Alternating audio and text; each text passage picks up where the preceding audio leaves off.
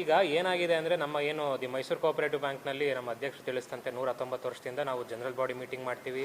ಬಂದಂಥ ಸದಸ್ಯರಿಗೆ ಷೇರು ತಿಂಡಿಗೆ ಏನು ಅವರು ಷೇರು ಸದಸ್ಯರಿಗೆ ತಿಂಡಿ ಸಿಹಿ ಹಂಚಿಕೆ ಮಾಡ್ತೀವಿ. ಈ ಒಂದು ಇದರಲ್ಲಿ ಈ ಸರಿ ನಾವು ನಂದಿನಿಗೆ ಕೊಟ್ಟಿರೋದ್ರಲ್ಲಿ ನೀವು ಏನೋ ಒಂದು ಅವ್ಯವಹಾರ ಮಾಡಿದ್ದೀರಿ ಅಂತ ಸುಮ್ಮನೆ ಸುಳ್ಳು ಸುದ್ದಿಗಳನ್ನ ನಮಗೆ ಅರಿವೇ ಇಲ್ಲದಂತೆ, ನಾವೇನು ಒಂದು ಕಚೇರಿ ಟೈಮಲ್ಲಿ ಕೆಲಸ ಮಾಡ್ತಿರ್ತೀವಿ, ನಮ್ಗೆ ಅರಿವೇ ಇಲ್ಲದಂತೆ ಬಂದು ವಿಡಿಯೋ ಮಾಡ್ಕೊಳ್ಳೋದು, ಈ ರೀತಿ ಒಂದು ಅಪಪ್ರಚಾರ ಮಾಡೋದಕ್ಕೆ ನನ್ನ ತೇಜೋವಧೆ ಹಾಗೂ ನಮ್ಮ ಬ್ಯಾಂಕಿನ ಏನೋ ಒಂದು ಏಳ್ಗೆನ ಸಹಿಸೋಕ್ಕಾಗದೇ ಇರೋವಂಥ ಕಾಣದ ಕೈಗಳಿರ್ಬೋದು, ಅವ್ರುಗಳು ಈ ರೀತಿ ಒಂದು ಆರೋಪ ಮಾಡಿದ್ದಾರೆ. ಇದು ಸತ್ಯಕ್ಕೆ ದೂರವಾದದ್ದು. ಯಾಕೆಂದರೆ ನಮ್ಮ ಎಲ್ಲ ಆಡಳಿತ ಮಂಡಳಿ ಸದಸ್ಯರು ಬ್ಯಾಂಕಿನ ಪರವಾಗಿ ಸದಸ್ಯರ ಅಭಿವೃದ್ಧಿಗಾಗಿ ಹಾಗೂ ಷೇರು ಸದಸ್ಯರಿಗೆ ಏನೋ ಒಂದು ಏಳಿಗೆಗಾಗಿ ಶ್ರಮ ವಹಿಸ್ತಿದ್ದಾರೆ.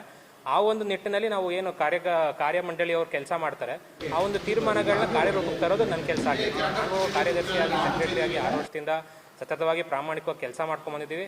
ಅದೇ ರೀತಿ ನನಗೆ ಎಲ್ಲರೂ ಕೈ ಜೋಡಿಸಿ ನಮ್ಮ ಆಡಳಿತ ಮಂಡಳಿ ನಿರ್ದೇಶಕರುಗಳು ಕೆಲಸನ ನಮ್ಮಿಂದ ತಗೊಂಡು ಎಲ್ಲ ಸದಸ್ಯರುಗಳಿಗೂ ಒಂದು ಉನ್ನತ ಸೇವೆನ ಕೊಡ್ತಾ ಇದ್ದೀವಿ. ಈ ಒಂದು ಸಂದರ್ಭದಲ್ಲಿ ಈ ರೀತಿ ಯಾರೋ ಒಂದು ಖಾಸಗಿ ವಾಹಿನಿಗಳನ್ನ ಬಳಸ್ಕೊಂಡು, ಖಾಸಗಿ ವಾಹಿನಿಯವರು ವೈಯಕ್ತಿಕವಾಗಿ ತೊಗೊಂಡ್ರೋ ಅಥವಾ ಬೇರೆ ಏನು ಕಾಣದ ಕೈಗಳು ವೈಯಕ್ತಿಕವಾಗಿ ತೊಗೊಂಡ್ರೋ ಗೊತ್ತಿಲ್ಲ, ಅವ್ರುಗಳೆಲ್ಲರೂ ಸೇರಿ ಈ ರೀತಿ ಒಂದು ಬ್ಯಾಂಕಿನ ತೇಜೋವಧೆ ಮಾಡೋ ಮುಖಾಂತರ ಬ್ಯಾಂಕಿನಲ್ಲಿ ಏನೋ ಒಂದು ಅವ್ಯವಹಾರ ನಡೆದಿದೆ ಅಥವಾ ಷೇರುದಾರರಿಗೆ ಒಂದು ಅವಿಶ್ವಾಸ ಮಾಡಲಿಕ್ಕೆ ಈ ಥರ ಮಾಡಿದ್ದಾರೆ. ಬಟ್ ನನ್ನಲ್ಲಿ ಒಂದು ಮನವಿ, ಎಲ್ಲ ಷೇರುದಾರರು ಸದೃಢವಾಗಿ ಇದನ್ನು ನಂಬೋದು. ಯಾಕೆಂದರೆ ನಮ್ಮ ಬ್ಯಾಂಕಿನಲ್ಲಿ ಇಷ್ಟು ವರ್ಷಗಳ ಕಾಲ ನಮ್ಮ ಮಹಾರಾಜರು ಸ್ಥಾಪನೆ ಮಾಡಿರುವಂಥ ಬ್ಯಾಂಕಲ್ಲಿ ರಾಜರ ಆಶೀರ್ವಾದದಿಂದ ಎಲ್ಲ ಸದೃಢವಾಗಿದೆ.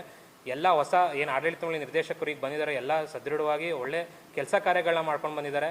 ಈ ಒಂದು ಕಾರ್ಯಕ್ರಮಗಳನ್ನ ತಡೆಯೋಕ್ಕಾಗದೇ ಇರೋರು ಈ ರೀತಿ ಮಾಡಿದ್ದಾರೆ. ಆದರೆ ನಾನು ಹೇಳೋದು ಏನಂದರೆ, ನಮ್ಮ ಎಲ್ಲ ನಿರ್ದೇಶಕರುಗಳು ಏನು ನಮ್ಮ ಆಡಳಿತ ಮಂಡಳಿ ಸಭೆಗಳಲ್ಲಿ ತೀರ್ಮಾನ ತಗೋತಾರೆ ಅದನ್ನು ಕಾರ್ಯರೂಪಕ್ಕೆ ತಂದಿರ್ತೇವೆ ಹೊರತು ಇದರಲ್ಲಿ ನಮ್ಮದು ವೈಯಕ್ತಿಕವಾಗಿ ಏನಿರಲ್ಲ. ಆದರೆ ನಾನು ಒಬ್ಬನ ಮೇಲೆ ಆರೋಪ ಮಾಡಿ ಆಡಳಿತ ಮಂಡಳಿ ಸದಸ್ಯರು ಇವುಗಳಿಂದ ತಗೋತಿದ್ದಾರೆ, ಅವೆಲ್ಲ ಸುಮ್ಮನೆ ಸುಳ್ಳು ಸುದ್ದಿ, ಸತ್ಯಕ್ಕೆ ದೂರವಾದಂಥ ಮಾತು. ಇದನ್ನು ಯಾರೂ ನಂಬಬೇಡಿ. ಹಾಗೂ ಇದರಲ್ಲಿ ಏನು ಕಾಣದ ಕೈಗಳಿದ್ದಾರೆ ಅವ್ರುಗಳಿಗೆ ಏನು ಇದರಿಂದ ಲಾಭದ ಆಗುತ್ತೋ ಅಂತ ಗೊತ್ತಿಲ್ಲ. ಬಟ್ ಬ್ಯಾಂಕ್ ಹೆಸರನ್ನ ತೇಜೋವಧೆ ಮಾಡೋಕ್ಕೆ ಇವಾಗ ಪ್ರಯತ್ನ ಮಾಡ್ತಿದ್ದಾರೆ. ಬಟ್ ಎಲ್ಲ ಷೇರುದಾರರು ಈ ಮೂಲಕ ಮನವಿ ಮಾಡ್ಕೊಳ್ಳೋದೇನೆಂದರೆ, ಎಂದಿನಂತೆ ನಾವು ಕಾರ್ಯನಿರ್ವಹಿಸ್ತೀವಿ ಹಾಗೂ ಠೇವಣಿದಾರರಾಗ್ಬೋದು, ಸದಸ್ಯರಾಗ್ಬೋದು, ಯಾವುದೇ ಈ ರೀತಿ ಸುಳ್ಳು ಮಾಹಿತಿಗಳು ಕಿವಿಗೊಡಬೇಡಿ. ಯಾಕೆಂದರೆ ಇವತ್ತಿನ ದಿನಗಳಲ್ಲಿ ಜಾಲತಾಣ ಅಥವಾ ಏನು ಸಾಮಾಜಿಕ ಜಾಲತಾಣ ಇದೆ, ಇದು ಎಲ್ಲರ ಕೈಯಲ್ಲೂ ಆರಾಮಾಗಿ ಸಿಕ್ಬಿಡುತ್ತೆ. ಅದರಿಂದ ಅವರು ಅದನ್ನು ಪ್ರಚಾರ ವಹಿಸ್ಕೊಳ್ಳೋಕ್ಕೆ ಅಪಪ್ರಚಾರ ಮಾಡಿಕೊಂಡು ಅವರ ಒಂದು ಏನಾದರೂ ಬೇಳೆ ಬೇಯಿಸ್ಕೊಳ್ಳಿಕ್ಕೆ ಈ ರೀತಿ ಮಾಡ್ತಿರ್ತಾರೆ. ಇದಕ್ಕೆ ಯಾರೂ ಕಿವಿಗೊಡಬೇಡಿ. ನಮ್ಮ ಬ್ಯಾಂಕಿನಲ್ಲಿ ಏನು ನಂಬಿಕೆ ವಿಶ್ವಾಸದಿದೆ ಇದೇ ರೀತಿ ಮುಂದುವರಿಸ್ಕೊಂಡು ಹೋಗುತ್ತೆ.